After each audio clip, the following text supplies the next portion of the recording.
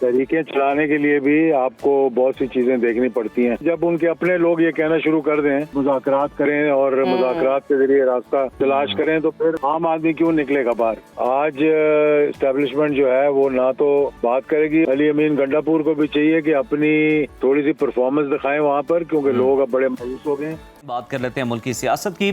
तो पीटीआई की तहरीक के ऐलान के बाद अब इख्तलाफात हम देख रहे हैं कि खुलकर सामने आ रहे हैं।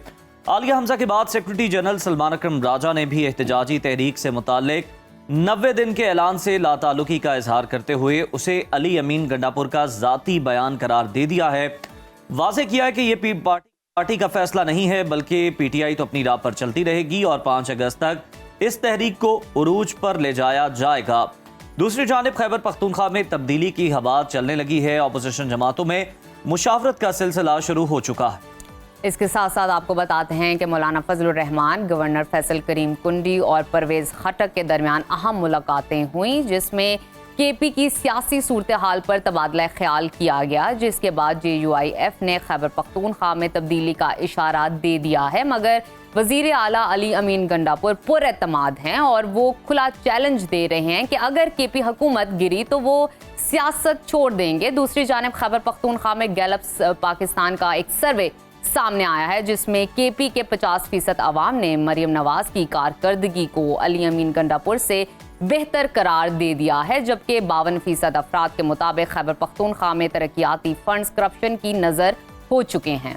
सर्वे में मुस्तकबिल में पीटीआई के मुजाहरों में शिरकत से मुतालिक पूछे गए सवाल पर 53% अफराद ने किसी भी एहतजाज में जाने से इनकार किया, जबकि 40% शहरियों ने एहतजाजी मुजाहरों में शिरकत का इरादा जाहिर किया है। सर्वे में 60 शहरी सूबाई हुकूमत की कारकर्दगी से नाला हैं और पंजाब हुकूमत की कारकर्दगी को बेहतर करार देते हैं। इसी तमाम तर सूरत-ए-हाल पर बात करते हैं। हमारे साथ मौजूद हैं सीनियर सियासतदान और मुस्लिम लीग ज़िया के सरबरा एजाजुल हक साहब।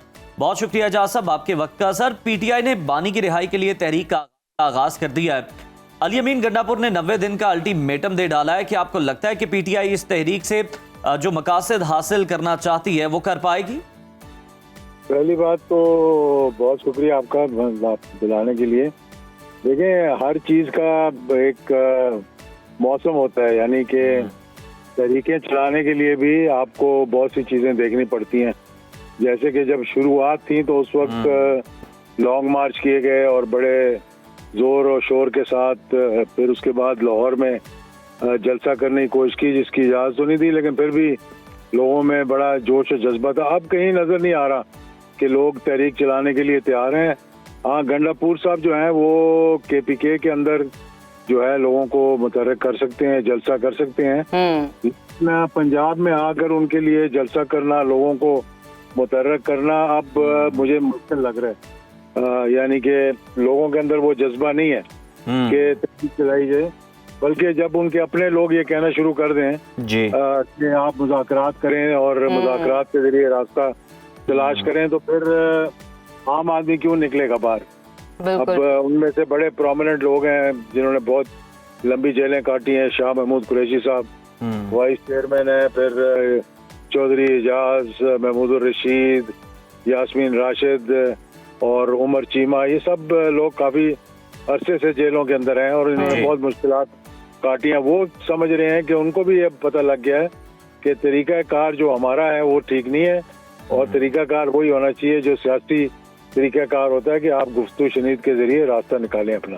अच्छा एजाज साहब, अगर करंट सिचुएशन का खुलासा किया जाए तो गंडापुर के 90 दिन की तहरीक के ऐलान पर तहरीक इंसाफ ने लाताल्लुकी का इजहार कर दिया है और इसे गंडापुर का जाती बयान करार दिया जा रहा है। पीटीआई क़यादत तहरीक के मामले पर तकसीम का शिकार क्यों है? आपको क्या लगता है, इसकी वजह क्या है?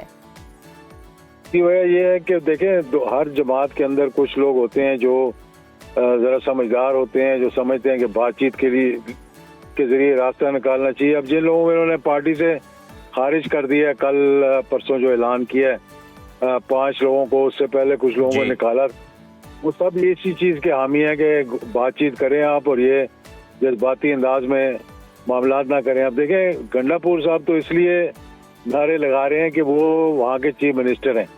अब आप बता दें मुझे कि वहाँ इनका सदर कौन है KPK का, किसी को अभी मालूम नहीं होगा, क्योंकि उसके पास कोई इख्तियार ही नहीं लोग उसकी बात ही नहीं सुनते, ना उसकी बात हमने कभी टीवी में सुनी। हाँ, जब चीफ मिनिस्टर जो है वो कोई बात करेगा तो लोग उसको जरूर सुनेंगे, क्योंकि इख्तियारात उसके पास होते हैं। अच्छा सर, एहतजाजी तहरीक की अगर हम बात करें तो बानी के बेटे सुलेमान और कासिम की शिरकत का इंदिया दिया जा रहा है, बड़ी उस पर बात की जा रही है। सलमान अकरम राजा साहब ने भी कहा, क्या आपको लगता है कि उनकी शिरकत से तहरीक इंसाफ पर जो है वो मौरूसी सियासत का जो इल्ज़ाम लग रहा है अब वो सही भी साबित हो जाएगा और बानी के बेटों की शिरकत से पीटीआई की तहरीक में कुछ जान पड़ सकती है? देखिए, पहली बात तो मुझे नहीं लगता कि वो आएंगे पाकिस्तान। अच्छा। और दूसरा ये कि ये सारी क्या सराइयाँ हैं, मतलब अपना हमारे जो खबरें देने वाले लोग हैं जो बाहर बैठकर खबरें देते हैं, ये उनका इख्तरा है, उनकी ज़हनी इख्तरा है उनकी।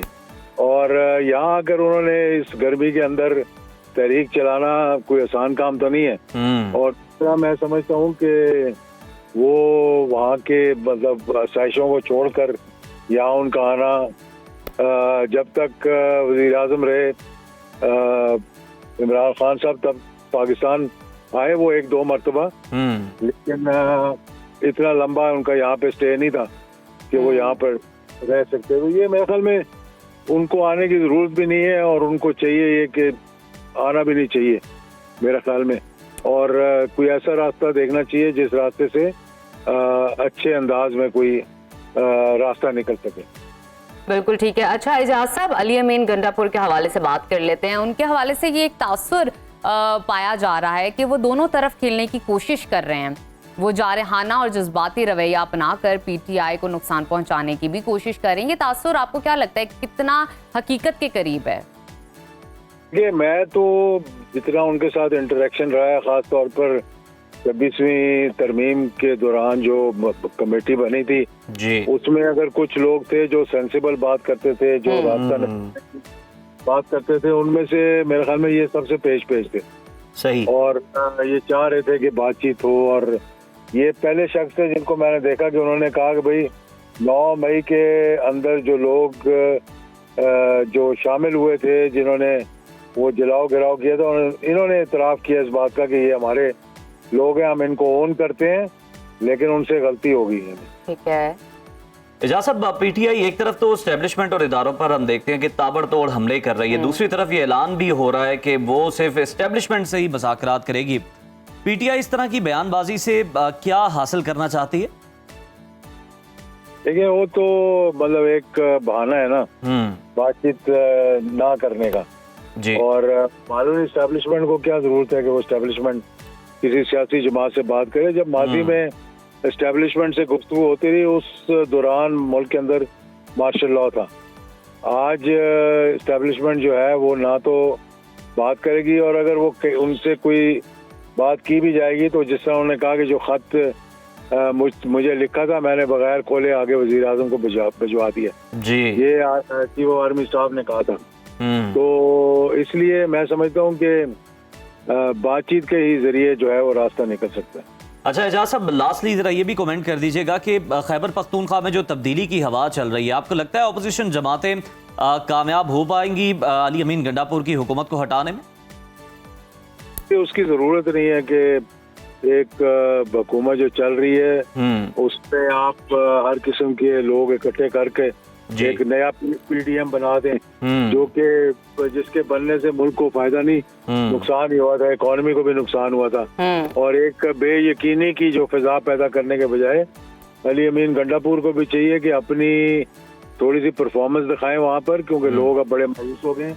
आपने भी सर्वे की बात की, उस सर्वे में भी ये बताया गया है कि पंजाब में काम बेहतर हो रहा है और ये नजर भी आ रहा है काम होते हुए। तो वहाँ पे बिल्कुल स्वाय मार कुटाई के और बड़के लगाने के कोई काम नहीं हो रहा। तो मैं समझता हूँ उन्हें चाहिए कि अपनी वजारत को ठीक से चलाएं और बाकी लोगों को भी साथ लेकर चलें, अपने लोगों को अकोमोडेट करें। वैसे भी इनके जितने पनाह गुज़ीर हैं जो दूसरे सूबों से भागे हुए हैं, सब वहीं रह रहे हैं, जाकर उन्होंने लंगर खोला हुआ है वहाँ पे और उनकी जो है वो खिदमत कर रहे हैं। तो उन्हें चाहिए कि मैं समझता हूँ कि इस हुकूमत को भी चलना चाहिए और ऑपोजिशन को भी नहीं चाहिए कि इसको गिराएं, क्योंकि ये अगर परफॉर्म नहीं करेंगे तो फिर आने वाले वक्तों में लोग जो है बैलेट के जरिए फिर जवाब देंगे। बिल्कुल बिल्कुल, आपने दुरुस्त फरमाया, बड़ा साहिब मशवरा भी आपने दे डाला। इजाजुल हक साहब, बहुत शुक्रिया।